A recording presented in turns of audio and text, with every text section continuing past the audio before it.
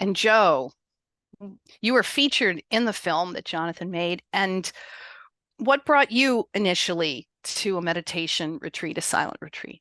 First retreat was with James in 2015 in Israel.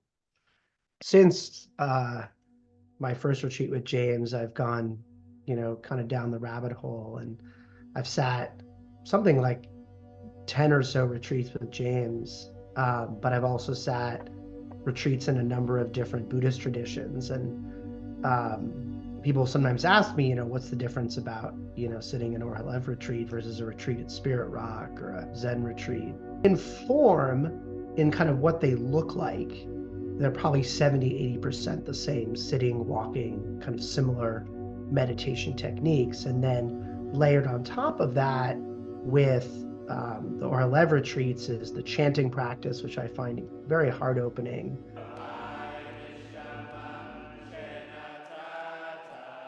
The time since the October 7th massacre, I have felt this like Jewish sort of deep ancestral tribal identity in a way that I haven't really experienced before. And I think the impact of an Orlev retreat, while there are these kind of different pieces of the recipe, I think there is, to what Danielle was saying, there's something in kind of the Jewish soul of being in that community. Somewhat rare to have a interdenominational Jewish experience where you have people that are like very Orthodox and observant to non-Jewish people. I've invited a number of friends to Orlev retreats, some of which are not Jewish, and also get a lot out of it. And I think, yeah, that just being in that space with that community, and having now done the California retreat since 2016 with just a break in 2020, it really feels like a community. And the folks there,